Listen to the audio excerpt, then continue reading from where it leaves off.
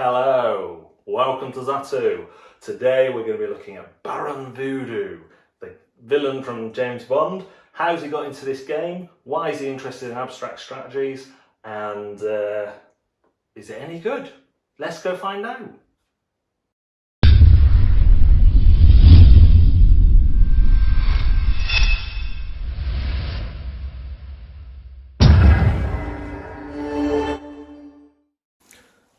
So this is Baron Voodoo set up. Each player will take one of the 4 boards, and you might want to leave the other boards nearby because they all have a unique power, but they are on the back of the rules as well, and each player can use one of those unique powers, or you can pay to use someone else's. Each board will have a capture zone and a spirit world, and then tell you the points you will get for capturing dice and when the game will end depending on player count.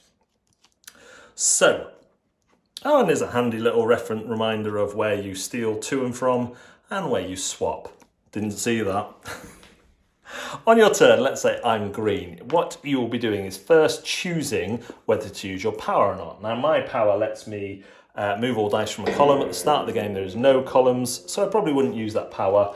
And at the start of the game there may be not many powers that I would use, but if I wanted to I could pay one of the resources here to use someone else's power. Then I will capture a dice. To capture a dice, I must use one of my colour dice and I must jump over it either to form a column like so, and I would take this dice, or into an empty space like so, taking this dice. You can take your own colour and you will get a bonus reward for doing so. Then when you've taken a dice, you will put it into your capture zone and you will get whatever it says. In this case, I can roll one of the dice, including this one, in my capture zone onto another side. Why is that important? Well, the sets you're trying to get are either the same icon or the same colour. For 2 of the same icon or 2 of the same colour but different icons, you will get 1. For 3, you will get 3. For 4, you will get 5. And at the end of the game, you will get a reward if you have the most out of any one colour. Whites are wild, and the person who gets the most whites into their spirit world will take the Baron Sunday thing and pop it over their character. This now means that they can use any of the powers for free, and this won't be stolen until someone takes a lead in the white dice. White dice also count as wild for making sets. You can stack dice up to a column of 3, and then only the dice on top is vulnerable. Because of the powers that are available in the game, you never really have a situation where there's nothing you can do on the board, but you do need your colour to take other colours. After you've done the main action of capturing a dice, you will get your bonus. If you captured your own colour, you can spend one of these to change the captured die's face. You can apply the effect of the captured die, and then you can spend 2 to take another turn, but you can only do this once. Then you can move 1 set into your spirit world to earn victory points. At the end of your turn, if you haven't already used a special power, you may use one there and then. That is basically how to play Baron Voodoo. Baron Voodoo is an abstract strategy game of the best sort. A low rules barrier combined with pleasant gameplay and production values.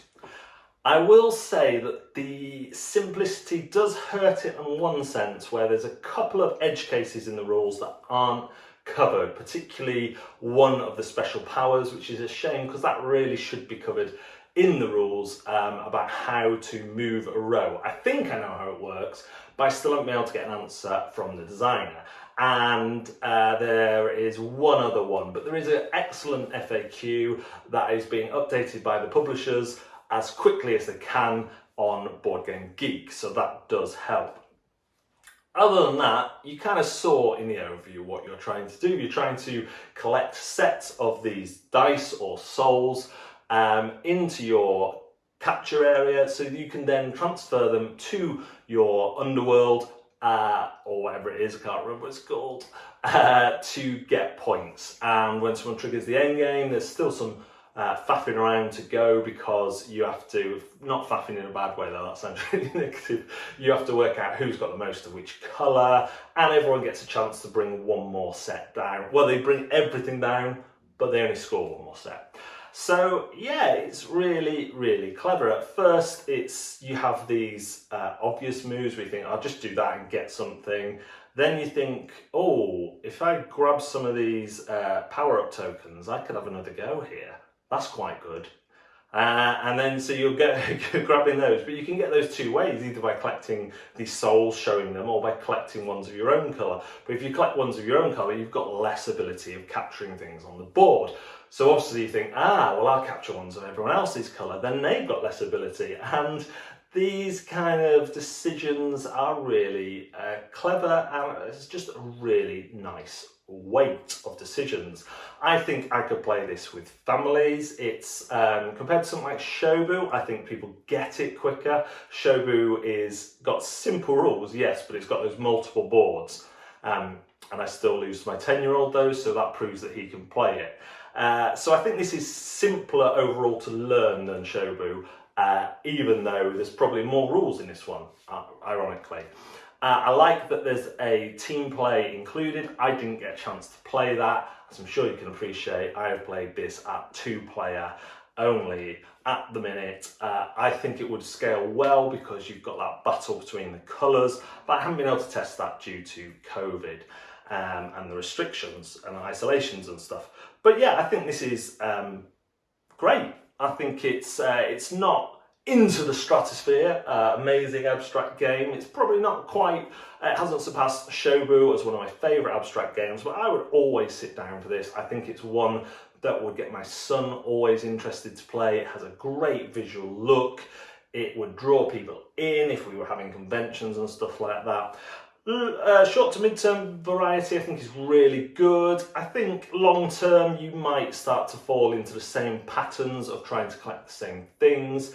But that is kind of nixed by how your opponent plays. And I could see that if you played it regularly with someone, you'd be having like a real back and forth where, you know, I'd win one, you'd win one, I'd win one, you'd win one.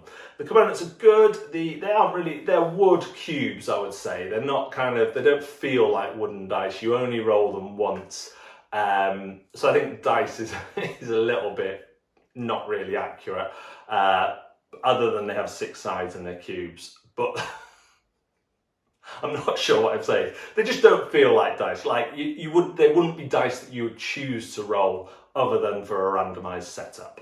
The components are great all the way through. The punch board you punch through, so it holds your pieces in place. The main board is dual layered.